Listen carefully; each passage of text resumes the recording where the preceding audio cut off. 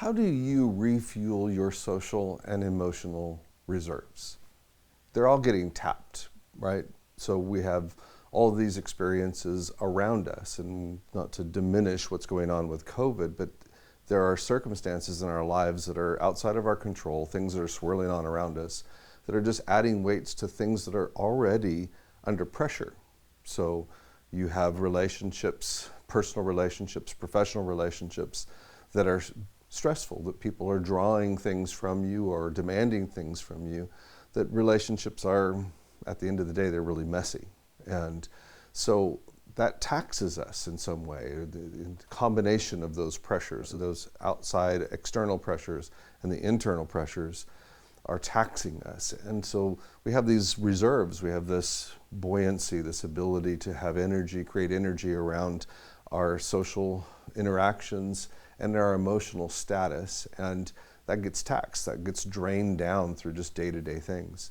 I wanted to address those things because I feel like it's so important for all of us to think about, to think our way through. How do we replenish those reserves? So I've written a longer blog about that, and you can click on the link at the end of this video and dig into that if you'd like. But I just want to highlight the 4 things that I talked about in the blog that have to do with just techniques that I've found through the years that help to replenish emotional and social reserves when they get really flat. The first thing that I suggest in the article was for just to admit it. A lot of us try to pretend that we don't need help or that we don't need space. And you'll find those people who haven't quite found the empathy switch in their lives yet. And you tell them, I just gassed out on people, and they will still continue to demand things from you and pressure you with their expectations. But for the most part, if you are just honest, hey, I just don't have the margin in my life right now for more meetings or for a lot of other social interactions. I just don't have the emotional reserves that I need for everything that's being piled on right now. Most people are going to give you the space that you need. They'll be gracious and understanding. So fess up. It's, as the old saying goes, confession's good for the soul. Well, it's good in this case to let people in on what's going on with you. Second, I recommend that you give yourself some relational distance, but that you keep connected to investing relationships. All of us have 3 basic categories of relationships. There are those that are outward giving relationships. Those are the people who come to you for advice. They see you as a resourceful person, so they're constantly coming and you're constantly giving. Part of our sense of well-being or meaning and significance in our life comes out of having those relationships. They're not people that you're going to spend Thanksgiving dinner with or go vacationing or meet with regularly, but they're going to be people who come to you and you're going to have an outward giving relationship with them. It's sort of a one-way street. The second kind of relationship is what we call mutually benefiting. Those are those relationships where there's an equilibrium. The care that you're investing in that relationship is reciprocated in some way in how those people care for you. So that relationship equilibrium is kept in place by that mutual care and friendship and companionship. The third kind of relationship are the ones we don't think about so much. Those are what I call those inward investing relationships. This is another one-way street, but instead of going away from you, it's a one-way street of people who are speaking into your life and investing in you. And you probably won't have many of those people. Some of those are professional relationships, maybe with a therapist or a clergy person, or maybe a sponsor. Others of those might be informal. They might be people that you've just known for a very long time who have just been there at key points of your life, pivot points where you needed that really clear counsel or that advice, or you needed a sounding board. That person is very important in your life, especially at the times where you're struggling with your social and emotional reserves. Yes, back off on those outward giving relationships. You'll need to set clear boundaries around that. You may even want to minimize some of the time that you're spending with those mutually benefiting relationships. And the main reason for that is that you don't want your distorted thinking because of your low ebb of social emotional reserves. You don't want that to be impacting decisions you're making about those relationships, the way you're seeing perhaps a disproportion that's not really there. So back off somewhat from those relationships, but my encouragement to you is to really tap into those relationships that are the inward investing relationships. Go see that therapist, go talk to that person, that long-term friend, and let them speak into your life and help you to refuel.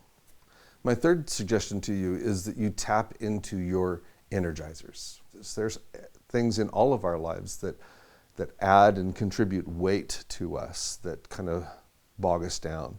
But there's other things that energize us. It's really important for you to know what those are for you. That's part of being a self-aware person, is that I need to know what's contributing to my energy and what's taking away from it.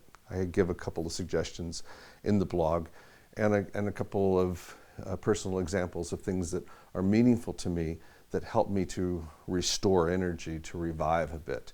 Find yours and tap into that, invest in that when you're feeling like those reserves are low. Fourth, the last thing that I have to share with you is to participate in cathartic practices. I'm really convinced, and I'll probably write and blog more about this in the future, but I'm really concerned about the cultural, how our relationships have shallowed to the point where we don't have really trusted relationships, people that we can just say anything to.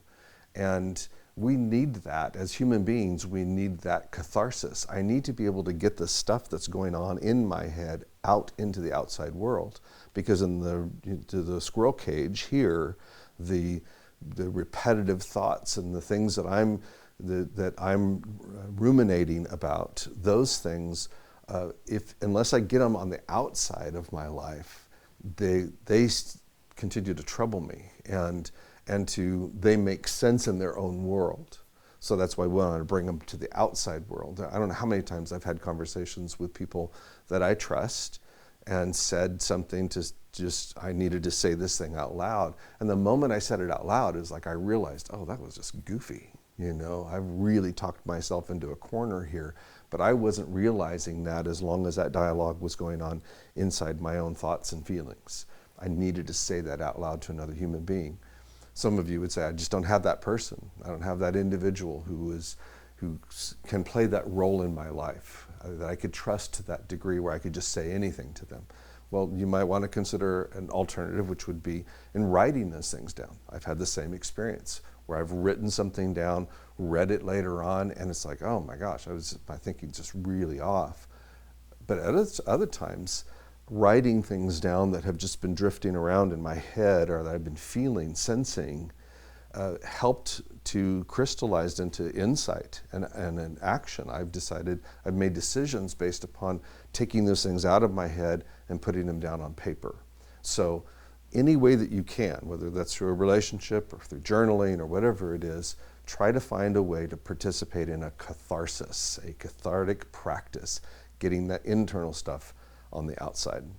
You won't be able to stop the expectations of people that need a piece of you, need part of your time, need your energy, need to draw on your emotional strength. You won't be able to stop that.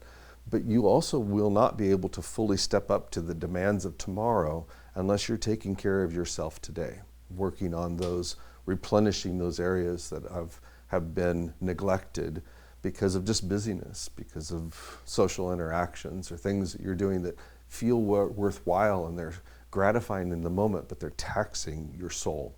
So my encouragement, take care of yourself so that you can be the kind of person you want to be and that other people would need for you to be in the future. So I hope this has been beneficial to you. There's a lot more content that I've written in the blog, and you can find a link to that at the bottom of this page. Be kind to yourself, be kind to others, and let's live well together.